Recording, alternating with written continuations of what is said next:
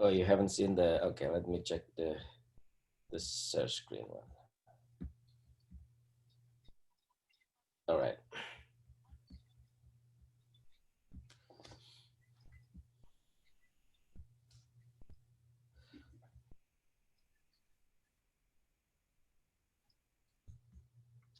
So Chinese in Southeast Asia, we already talk about this, that, you know, about 20 million Chinese in Southeast Asia. But again, the term Chinese itself is political and cultural and sometimes economic, you know, uh, identity or identification. And it is again not neutral term. Sometimes it's neutral, sometimes it's very political terms. So it depends on where and who uses this term. You know, Chineseness, Chinese being Chinese descent, and so on and so on. You have different terms like Tianghua, Tiongkok for China. You know, in different local areas in Southeast Asia. But anyway, we talk about migration, right, from of Chinese to Southeast Asia. Then you have also localization and how being Chinese also doesn't necessarily being anti-local, anti-indigenous, even though the politics sometimes talks about being Chinese meaning being foreign or foreigner, and then you have the indigenous being native as being either anti-Chinese, you know. So that's political and cultural as well in different contexts in history and in the present day.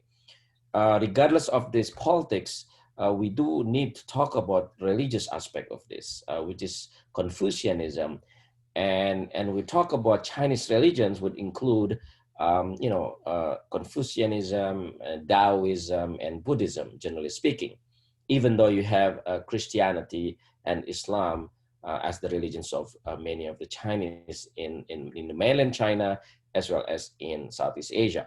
But if you talk about Confucianism and Taoism and Buddhism, sometimes scholars try to categorize these three religions as Chinese religion, which is again not necessarily very easy to, you know, identify, as we already know. So it has become a source of cultural identity. You know, it's, you already talk about ethnicity, right?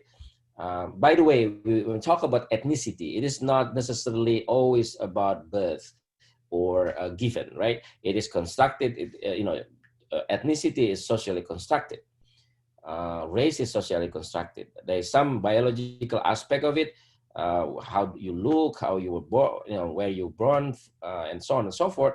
But then that's really not enough, not sufficient evidence to suggest, you know, that ethnicity is given. You have the whole process of socialization, context, and so on and so forth. So it is a source of cultural identity for many, you know, when we talk about Confucianism, Taoism, and Buddhism. So I will talk about these Chinese beliefs and practices that is Asia, generally speaking, would comprise elements of divination, meaning, you know, like you predict the future, and spirit mediumship, local deities, ancestor worship, rituals concerning funeral and marriage, and festivals.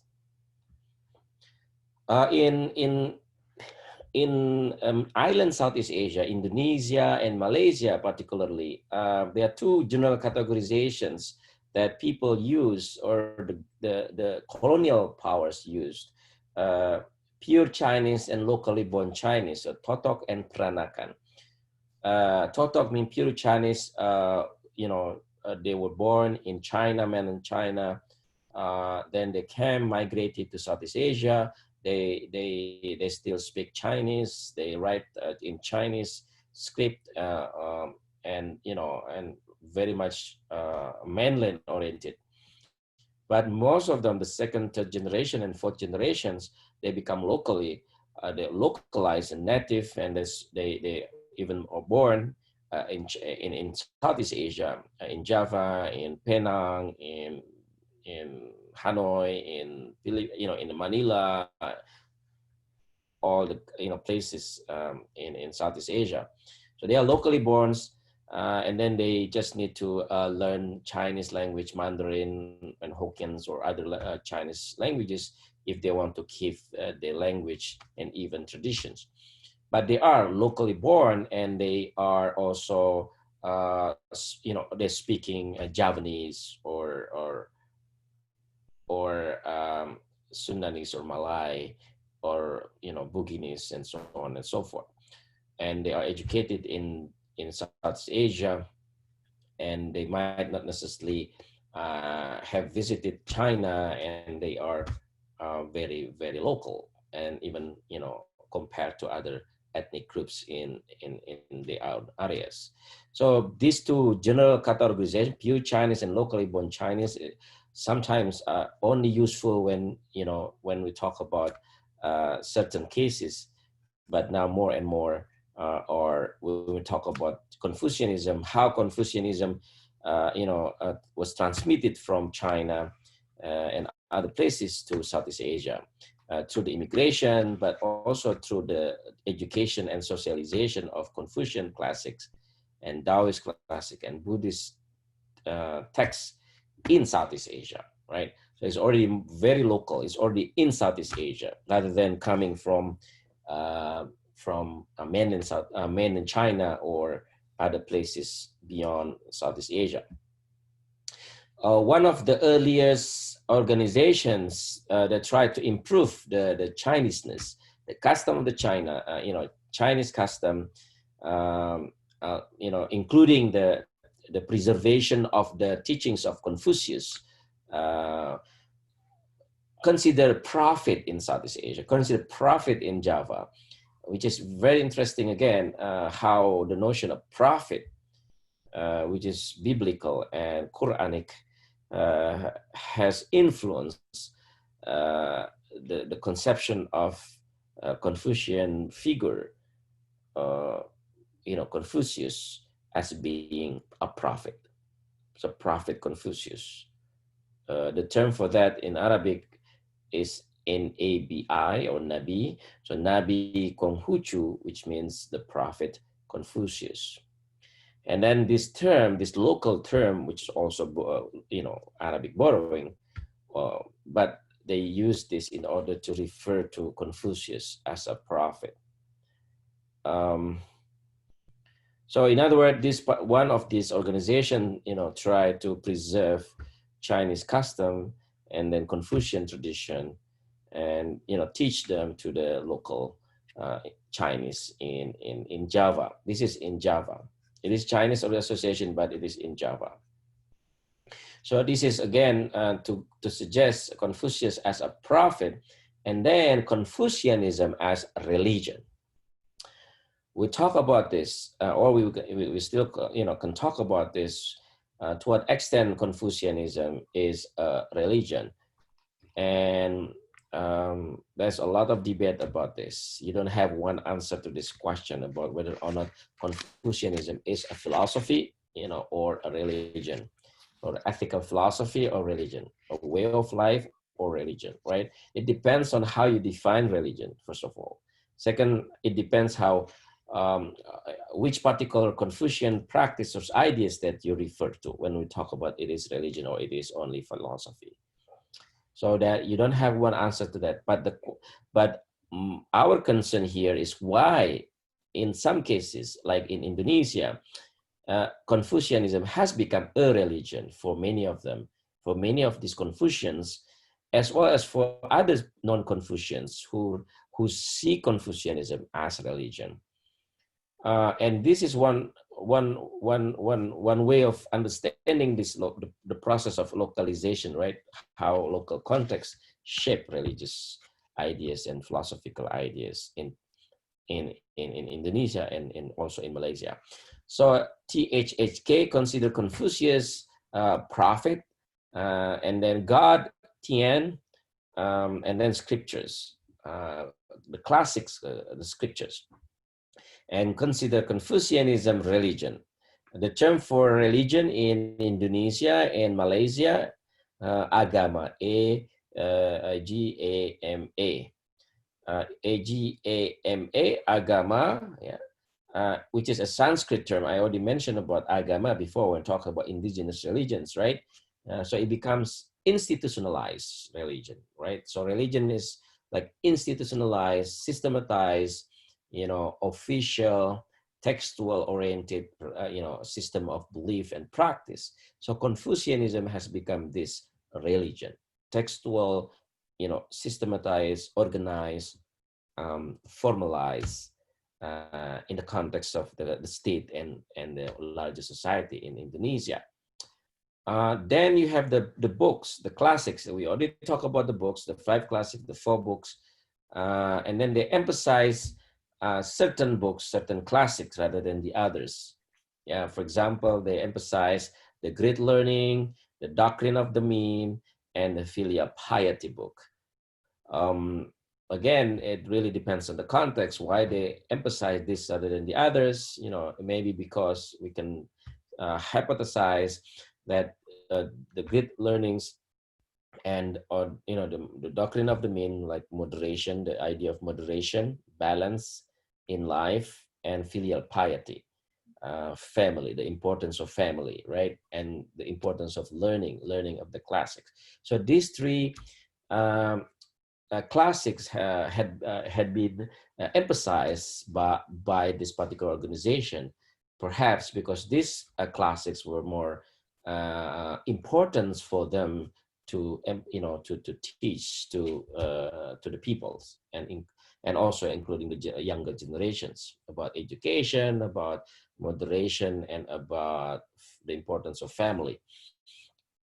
And then, of course, even though they neglected the analects, which is very interesting here, the analects, the Lunyu, the analects is the one that has the conversation between Confucius and his disciples, about the importance of learning, about the importance of education, and things like that. It's very short, very brief. Doesn't mean that they didn't, know this analects. But it is very interesting why this particular organization didn't really see Lunyu as the most important book for the organization. Then you have the translation of the Chinese books, so class into Malay or Indonesian. Yeah. So you have the translations, and then also weekly journals. They publish weekly journals in Chinese scripts, but also in Malay, in order to promote Confucianism among the Chinese who were born in Southeast Asia, in Java. It's called Peranakan Chinese, the locally born Chinese that we already we already talked about earlier. You also have other weeklies. So publication is very important in the process of transmitting Confucian classics. Then, of course, schools or education. And you have Dutch Chinese schools during the colonial time that combine the Dutch, system of education, and then also Chinese education, including Confucian classics. Dutch Chinese schools in Southeast Asia, especially in Indonesia, in the East Indies during the colonial time, because you had already many Chinese immigrants and locally born Chinese that the Dutch colonial power felt that they need to also provide education. This is just a picture of the Dutch Chinese school in Indonesia during the colonial time. And you have also Dutch Arab school. You have also Arabic schools. You had Islamic local schools, during the colonial time. But the Dutch Chinese schools was one of the very important school system during the colonial time, try to transmit both modern science and Chinese, especially among the Chinese population in the Netherlands Indies or the East Indies or Indonesia. So one of the organizations try to reform the people through the teachings of Confucius, and there's some tension between the way they did the funeral, for example. This is just a case of how tension might happen regarding how you do the ritual, right? How you do how you honor the dead, and how you mourn, like mourning, how you mourn your family's dead bodies and so on. Just an example of one of the uh, ritualistic tensions among the Chinese regarding how you can use Confucian ideas with regard to uh, uh, the dead. Another organization, the Kong Kao Chong Wei General Association of Confucian Society, 1923, was also built in Indonesia, in the city of Bandung, which considered Confucius also a prophet and Chinese classic, the scriptures. Maybe I should mention again what they mean by religions, right? In Indonesia, what they mean by religion would consist of um, belief system, and then a scripture, written text, then a prophet, and then the community, which is organized notion of religion, or yes, organizes a religion, right? Not religion as an individual private belief or faith, but it is a social or communal identity. And because it is communal identity, then you have a set of beliefs and practices that the state try to control throughout history, especially modern history.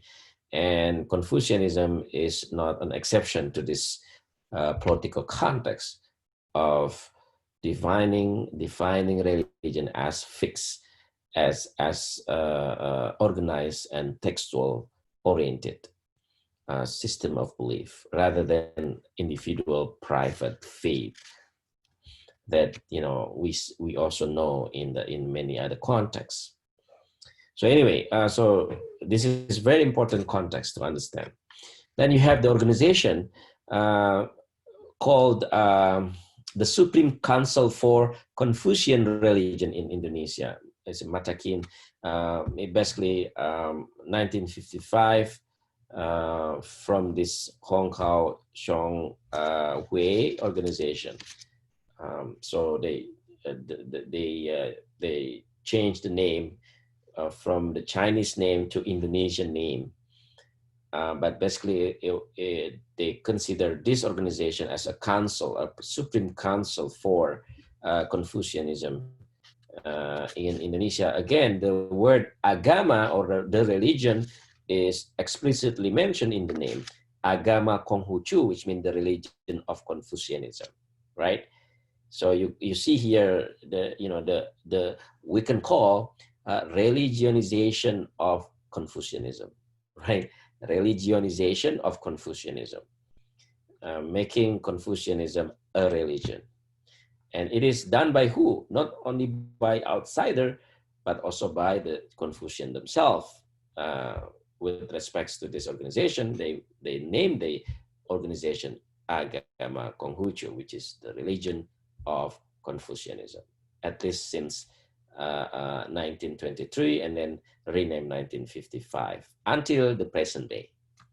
So you have the organization and all the programs, activities until today. During the colonial time, Chinese race was considered the foreign Orientals, one of the foreign Oriental by the colonial power, foreign Oriental. So you have the Europeans, so they had a racial categorization. The Dutch had this racial categorization. Europeans, foreign Orientals, and native. Three major categorization that the Dutch colonial power created. So Chinese was one of the foreign Orientals. Arabs also was one of the foreign Orientals, although Arabs and natives sometimes were mixed or combined. So because Arab was Muslim, and then you have locals who are Muslims, so Arab, and as religion becomes the unifying factor, why certain cases Arabized and also local Islamized local peoples were not necessarily foreign Orientals, and then they became part of the indigenized race, Arab as indigenized race, which is very, very, again, political, right?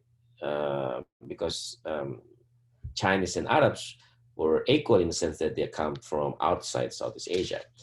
But since they are different religious, of different religions, then the notion of indigenousness, the degree of indigenousness and foreignness becomes quite different.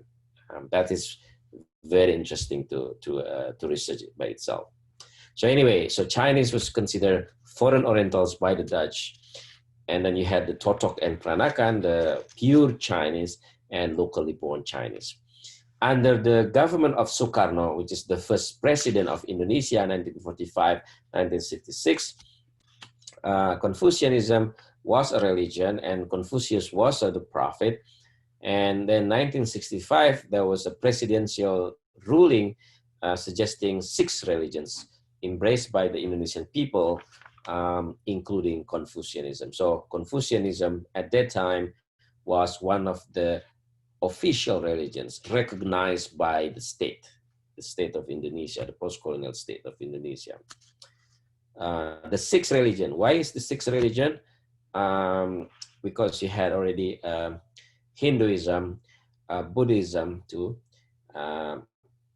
Islam 3, Protestantism 4, Roman Catholic Church or Roman Catholicism of 5, and then the 6th, Confucianism. But then after Sukarno stepped, not step, he was very, very interesting transition there. And you have the military guy, Suharto, the second president after Sukarno, who made this even more complicated because Suharto was at that time embracing developmentalist policy, more in line with American capitalism. So he was kind of against Chinese communist ideology and anything Chinese. So he banned Chinese culture in the public. Suharto forced Chinese to change their names. So Chinese names no more. So they had to use local names like Javanese name or Sundanese name, even Muslim names, even though they didn't necessarily convert to Islam, they use Arabic Islamic names. This is very interesting again, right? The role of the state in controlling what people believe and practice, what names that they have, what cultures that they embrace, and so on. And the state during this time rejected Confucianism as religion. Just so Confucianism back to philosophy again, rather than religion that we already talked about earlier. Although in 1967, Suharto, the president, addressed the Confucian religion deserved a decent place in this country in front of the Association of Chinese Indonesian. There is some recognition there, but not necessarily as an official 6th religion. So in other words, officially, Confucianism was not the religion recognized by the Ministry of Human Affairs. Only 5 that I already mentioned earlier, 1978, 79, and 90. So in other words, those who still, are Confucian or Taoists, they would not have in the ID card Confucianism, because during these times, national registration card, like your ID, like your driver license, they have religion in it. So there's a column, what religion? Islam, Protestantism, Hinduism, Buddhism, Catholics, but not Confucianism there. So during this time, because the Confucianism was not recognized, there is no Confucianism in the ID card. Yeah. So marriage registration, there is no mention of Confucianism, because only 5 official religions during this time. This is very interesting too. Yeah. Then 1998, you had the open era of Reformation, the fall of the President Suharto. Then you had the new president, Abdurrahman Wahid, who re-recognized Confucianism as the 6th officially recognized religion. So now Confucianism was back as the 6th religion in Indonesia, especially if 2000, yeah, the year 2000. So the organization that we already talked earlier, Matakin, the Supreme Council of Confucian Religion of Indonesia, become a body of the representative of these Confucian populations. Again, Confucianism now is back as religion, and then how Confucianism as religion contributes to the nation state, the nation building. Yeah. So you can see the website. Just an example here. Is in Indonesian, right? So Matakin, which is the Supreme Council of Confucianism in Indonesia. So they have different activities here, social solidarity, in response to the COVID-19. Confucian leaders also coexist with the other Muslim, Christians, Hindus, Buddhists, praying for a better Indonesia. That's so. In other words, now you have the contribution of the Confucians in the life of the nation. Yeah. So all kind of activities that they are doing in as you can see in the website. How about Chinese Muslims, right? Well, this is another case study that, if you're interested. So you do have thousands of Chinese Indonesian who become Muslims because of the mainstream religion there, and how they relate to Chinese religions, Confucianism, Taoism, and Buddhism, and how they try to assimilate or integrate or even become autonomous of the other Chinese population. So that's another case study. So practices, of course, a lot of practices, especially during the Chinese New Year. Now since 2000, you had the celebration of the Chinese New Year in Indonesia and also in Malaysia. But in Indonesia, you have different practices. Of course, you have the temple, the Confucian church, temple that they have in different parts of Southeast Asia and also in Indonesia, temple or litang, and barongsai, lion dance, usually 2 people. So one is the head, the other one is the tail. Basically, it is a practice, or there are different meanings associated with the lion dance, barongsai, basically to bring good fortune, good luck to the people. They would do this during the weddings, birthday parties, the openings of business or malls, or that's kind of stuff. Then you have martial arts, wushu. Well, there are different, Chinese martial arts, kung fu, wushu, Wing Chun, right? And well, also Shaolin, that's interestingly, the question is Confucian philosophy, to what extent Confucian philosophy affects this martial art. And of course, there are different discussion about this, the notion of, especially the balance of yin and yang, the male and female forces, or female and male forces, yeah, yin and yang. So you have how to make a balance between female and male forces in your body, and also in natural world, in the nature. And it's not about winning, it's about striking a balance between these forces. And martial art, you have different forms of martial arts, like one emphasizing the male force, the aggressive force, the active force.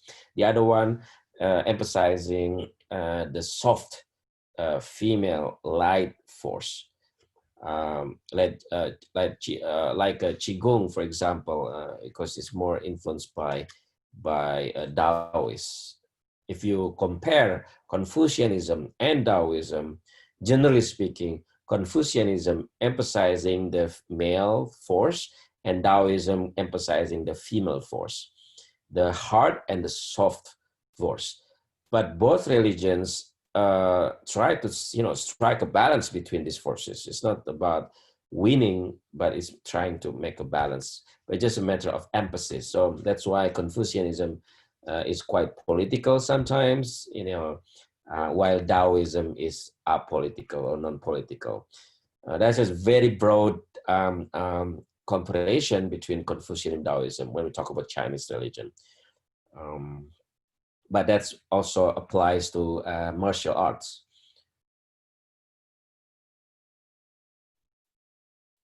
Like Tai Chi. Maybe you know, some of you, Tai Chi, right? It's more related to Taoism rather than Confucianism, because Tai Chi is softer, more natural, and taking breath and soft movement, right?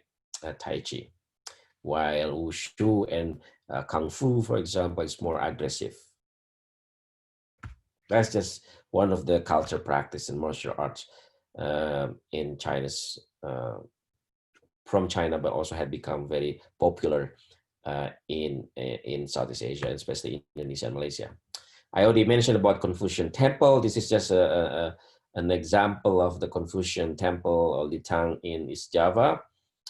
And then you also have the Confucius Institutes, like schools, colleges. And then now after 2000, you have more and more institutes offering Mandarin. Mandarin, and then many Indonesians, not only the Chinese descent, but also others, they are interested in learning Chinese Mandarin in these centers, language centers in different universities. This is one way also of spreading and transmitting Confucian philosophy and ethics through language training. Again, celebration of Chinese New Year, right? Now TVs are full of celebrations during the Chinese New Year's, ranging from game shows and others, and also Chinese Feng Shui and fortune telling, the divination that I mentioned, according to the Book of Changes. Feng Shui, it's a way of ordering your furniture or your building or your place. So for example, in a high building in Indonesia, if you are following the Feng Shui, you are not supposed to block the wind. So you had the wind has to flow freely, so that if the wind is blocked, then the Feng Shui is bad, and then your business is bad, right? Just an example, the use of Feng Shui in the architecture. All right, that's Confucianism in Indonesia. Yeah. Any question? All right. Let's move on to Malaysia. Well, in Malaysia, it's not that different, but at the same time, it's also very different, because race is very important. Ethnicity is very important in Malaysia. Remember, Malay ethnic group, racial category, Malay, about 60%. Then you have Chinese, that's number 2.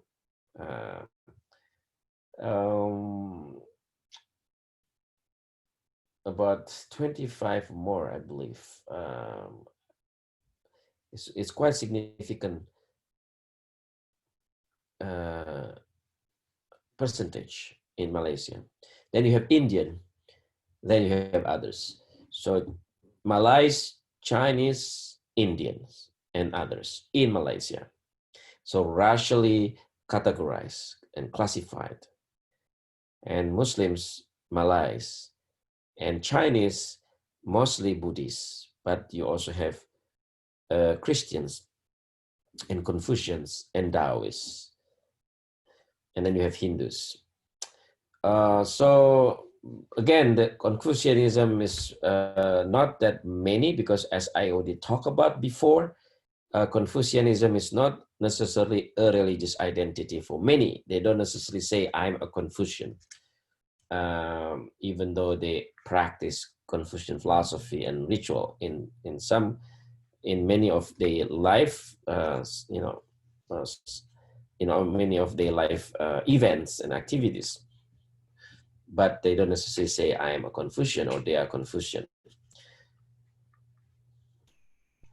So in Malaysia, you have Chinese and also locals who are organizing themselves in carrying out certain activities in order to teach Mandarin, Chinese classics, musics, calligraphies, dance, arts, and so on and so forth. It's quite vibrant community in Malaysia because it's quite significant community in Malaysia. Um, of course, in Singapore, even more because the main population in Singapore are Chinese descents, or we consider as Chinese. And that's why they become independent out of Malaysia. Mostly they are Chinese. And Singapore has become a city-state, very modern city-state. So that's another country where you have Confucianism is quite strong in Singapore, right? Used to be part of Malaysia. All right, Vietnam. So Vietnam, well, it's very complex again. This is again very brief. Vietnam has been considered like little China. So you have a Chinese language civilizations impacting Vietnamese from the early time because it's very close regionally speak. It's geographically. Then you had a Vietnamese script, but also in Chinese. So you have the letters also. So Chinese civilization in Vietnam is so strong that sometimes it is quite hard for people to distinguish. But uh, the notion of Vietnamese is also stronger and stronger. And to what extent that they see their identities as being necessarily just, of from China, you don't have really that, one way of understanding it because there is a process of signification, making things Chinese. But again, localization is there. And that is why it is very, very interesting relationship. So one of the authors that you have in your readings talks about repertoires of resources.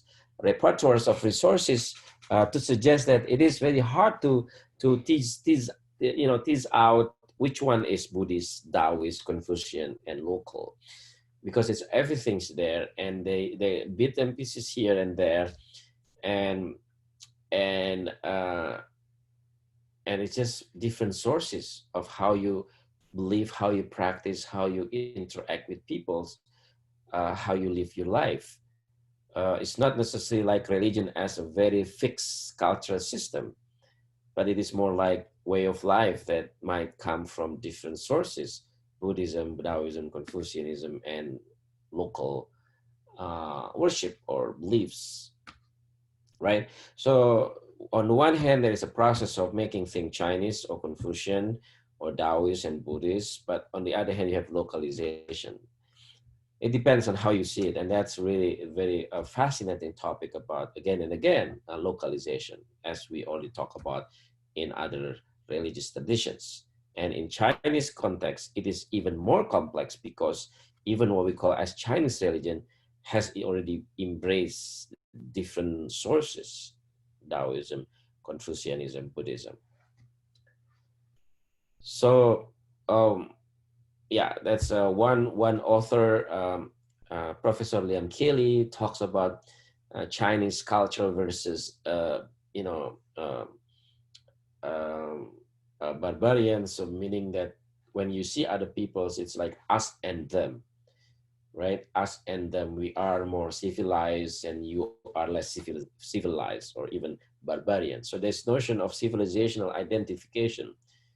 So it is colonial imperial mentality that we have in history and also now, even today, when some people see others as less civilized. And one way of this is trying to understand how the local people themselves viewed the foreigners, the Chinese. Did they see the Chinese people who came to them superior or inferior? While the Chinese might see them, the local peoples, inferior, or barbarians or the others that they try to control and uh, um, integrate into the cultural system or civilizational mindset, right? Well, anyway, so it is very complex, but just a general broader uh, racialization of identity. So you have a Chinese spirits from China, and then local Vietnamese spirits locally, and how the spirits coexist or even have tensions. You really need to talk about in which context. Depends on which community or areas, and that's one of the research that you can do. That's why some scholars suggest hybrid religious system in Vietnam. Hybrid is like a mixture of different things, but then they don't necessarily are clear, or they are not necessarily clear cut uh, different things into one. The hybrid is just becomes one. Hybrid religious system, because you have in a Buddhist pagoda, but you also have Cham spirit, that's as a female spirit, and so on and so forth. So you have the spirits, different spirits, and then in a Buddhist pagoda and Buddhist temple, but you have a Confucian spirit, you have Vietnamese spirit, female spirit in one place and worshiped by the same people. So that's why hybrid religious system is used by some of the authors in Vietnam to suggest this mingling, this combination of things that are not necessarily separated, right? Then you have schools and books about Confucianism, to what extent these books are used in the schools, and maybe they see the books as morality books, ethic books, or religious books, or what. There is a need to research about this. To what extent the school curriculum incorporate Confucian philosophy and ethics in Vietnam. At the level of the government or politics, there's also some literature on to what extent Confucian philosophy has influenced Vietnamese political ideas, like Ho Chi Minh. Ho Chi Minh, again, is very famous, and one of the founding fathers of Vietnam, and he was considered, or he was a socialist communist, and but at the same time, Ho Chi Minh might have observed and incorporated, appropriated Confucian ideas. It's very complex. Ho Chi Minh was educated in France, in the United States, in UK, and then he stay in Soviet Union, in China, all kind of sources coming into his minds, and um, he was also exposed to Confucian ideas. So there's some suggestion that his ideas, his vision of government also were influenced by Confucian philosophy. You know, through the Analects, the books that we already discussed, the Mencius, the Great Learning, uh, the notion of people as basis. That's why it's a communist ideology, right? People, um, the people, by the people, for the people. Although this notion of people as basis, again, might be interpreted differently, but it might be also influenced by Confucian ideas of, you know, the people, the reciprocity that we already talked about before. Ruler, remember the five relationship, the ruler subjects, right? One of them, ruler and subject, had to be harmonious, but the people is the basis for this. So the mandate of heaven, the notion of mandate of heaven that the government, the emperors had, was through this notion of mandate of heaven, Tian, but also the people. So the people could revolt against the government that didn't follow uh, the will of the people. Anyway, that's some discussion about what extent his vision of government was influenced by Confucian idea of governments. Then again, moral self-cultivation that the Confucius emphasizes. You know, we talk about Confucius and Mencius.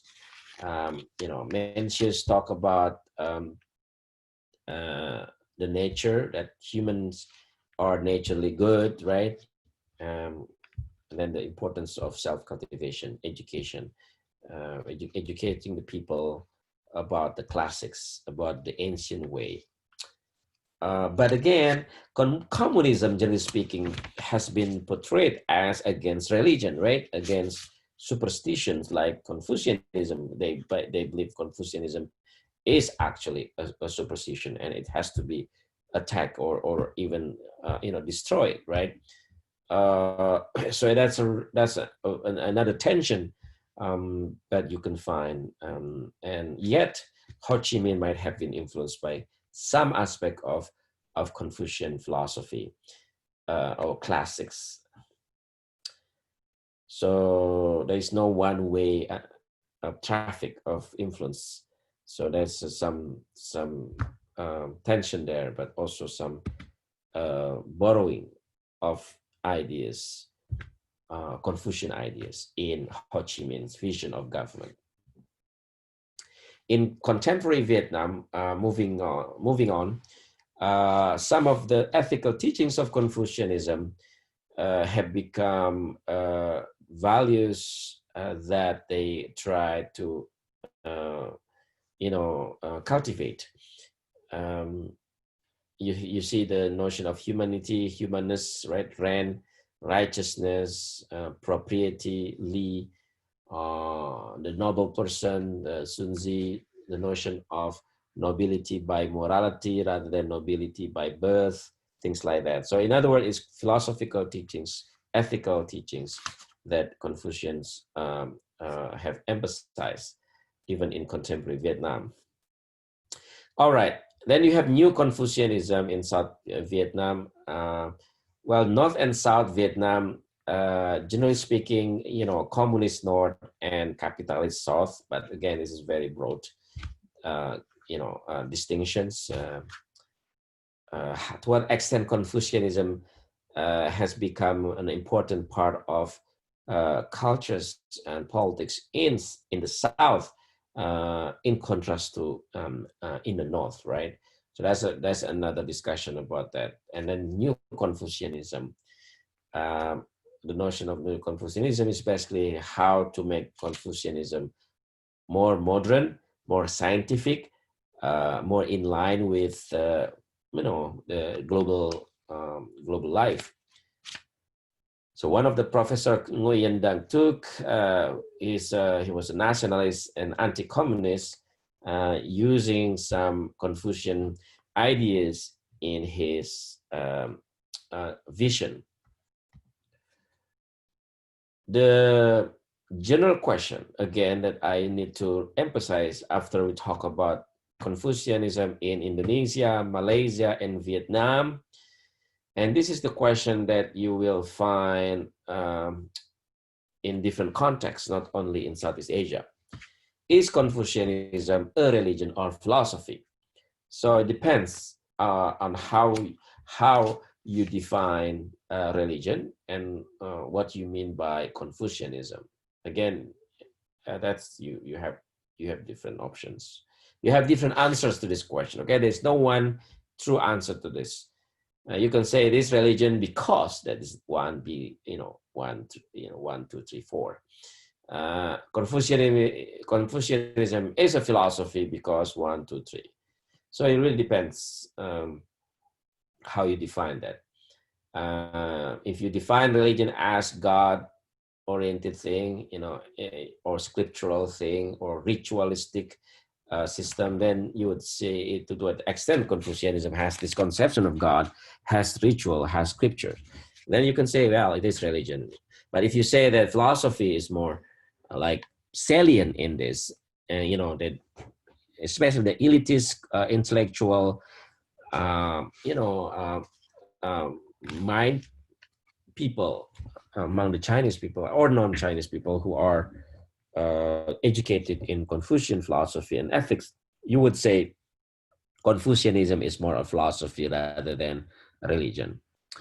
Maybe because Confucianism is considered only about the present, this world, don't really talk about the afterlife, don't really care about what is next.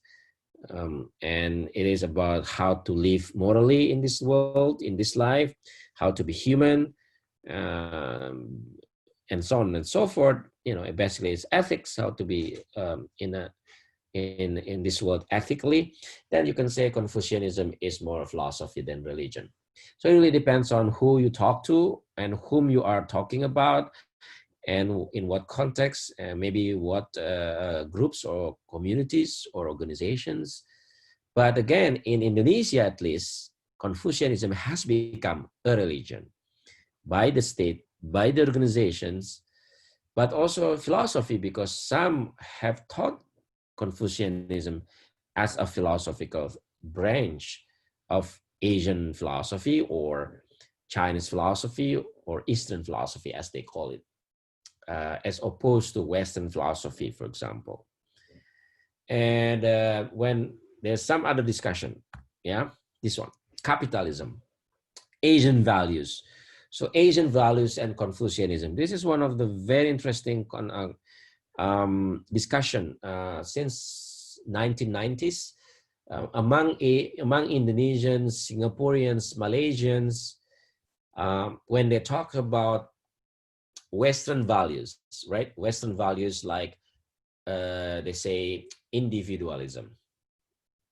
Individualism, and they are concerned about the individuality, like in the individual autonomy, individual freedom, things like that. Then you have Asian values, like community-based values, communalism, community, that they're concerned about how to preserve the values of the community as a response to this individuality-oriented values.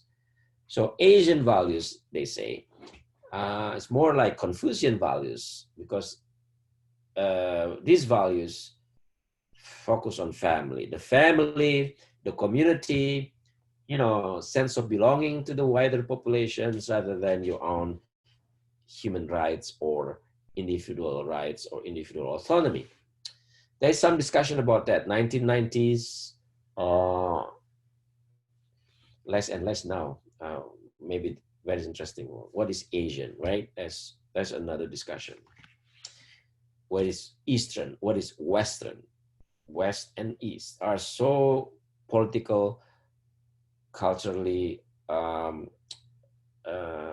influenced categorizations. East and West, Asian, Western, and so on and so forth. But Confucianism sometimes has taken a place in this discussion. To what extent Confucianism contributes to the development or the advancement of Asian values. Hard work, family values, communal cohesion, business practices based on sentiment, trust, and social networks. Again, this is sometimes considered stereotypes, even prejudices against Asians. Um, what is the movie? Crazy Asian. I forgot the name of the Crazy Rich Asians. Maybe is famous. No, the most recent movie that is quite controversial. Crazy Rich Asians. There is some discussion about this stereotypes and even racism about these Asian values. And anyway, Confucianism sometimes is one of the philosophies that comes to the fore when we discuss about Asian values. Sometimes also Islamic values, Confucian values, Buddhist values, and so on. In response to global, mostly Western influenced values like democracy or individual autonomy, capitalism, and so on. Anyway, I just give you here some food for thought, right? What is hard work, family values, communal cohesions, and how do people practice their business? Whether or not religion plays a role in the practice of business, in the economic activities, right? That kind of thing. Confucianism and capitalism, what is the relationship between this? Confucianism and socialism, what is the relationship between this, right? So all kind of ideologies. How about Confucianism and other religions? I will talk about this later on when we talk about interreligious relations. And then some of the issues that people talk about on Confucianism in Southeast Asia, family and individualism, I already mentioned it. Communism and capitalism, I already mentioned it. Science and education, that's also another thing about the place of Confucianism in science, right? Because Confucianism has been regarded as the old thing, the old path, the ancient way, while science is modern ways, the way of the future, right? So the tension between science and religion, science and Confucianism, or they try to combine Confucian classics and math and physics and astronomy and business and so on. It really depends, but that's some of the contemporary issues. The environment, right? The environment, the global warming, natural disasters, flooding, and so on and so forth, deforestations, waste, and so on. How Confucian values might affect people's life in terms of how they relate to the environment. Taoists would consider the environment as equal, that you have to live naturally, according to the flow, with the flow of the nature, right? You live with the flow of the nature. That's a Taoist. But the environment is another element of this. Conflict and violence, that's another thing. Conflict and violence. To what extent Confucian values becomes, a source of conflicts or violence or peace, coexistence, harmony, right? So that's pluralism, dialogue of civilization. Sometimes Western civilization and Eastern civilizations are in conflict according to their mindsets, but you have mutual understandings, you have also cooperation, you have also Confucianism and Christianity, Confucianism and Buddhism, Confucianism and Islam are in dialogue. Feminism and gender equality, also another topic. I don't want to go into detail, I just want to mention it, that there is this issue, contemporary issue, when we talk about Confucianism. Lastly, but not the least, global ethics. to what extent Confucian Confucian ideas of harmony, about self-cultivation, about morality, can contribute to the development or advancement of ethics that can be universalized or globalized across cultures, right? Global ethics. So you have this list of contemporaries when we talk about Confucianism. All right, that's it about Confucianism in general, classic history, ethics, rituals, some of the philosophical teachings and ritualistic elements in Confucianism, and then the transmission of Confucianism through Chinese migration to Southeast Asia, and then how Confucianism has been practiced and localized in Indonesia, Malaysia, and Vietnam in particular. And that's it for our lecture today. Thank you so much. Let me see if you had any questions in the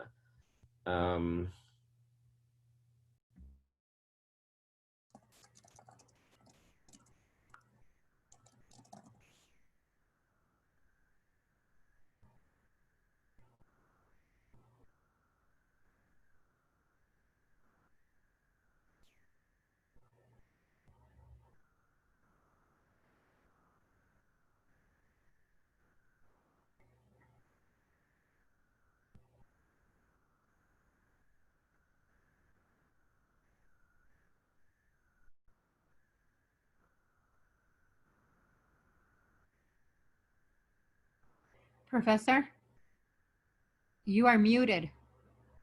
We can't hear you. just now, but not before, Yeah, right? yeah, we could hear you. We just I didn't want I talk, for the whole 1 hour and a half, and then it was muted. No. no. It was just for like after you exited from the screen. Okay. Thank you. You're welcome. Yeah, if you have anything, you want to say something here before we end, we have 5 minutes, just like office hour. I'm sorry again, I don't have a specific office hours this time, sometimes, but only 1 or 2 of you talk to me on the Zoom in different times, that's possible. So we can create like a Zoom meeting beyond the office hour that I put on the syllabus, because 7 to 8 sometimes it's very difficult for me to be online, especially the month of the fasting month today, this month. But anyway, that's another thing. But some of you, we did talk about certain thing on the office hour with me. So let me see if you have any question. I just want to check again. All right. Yeah, but the extension of midterm again, yeah. So, but again, I really thanks some of you who already submitted, in time according to the first due date for the midterm. I appreciated it. I value your hard work for that. But again, because a number of you already asked me, instead of giving case by case, I just extended for a few days for many of you. All right. If not, we should end here. And ask you on Thursday. The topic on Thursday would be in interreligious relations and new religious movements.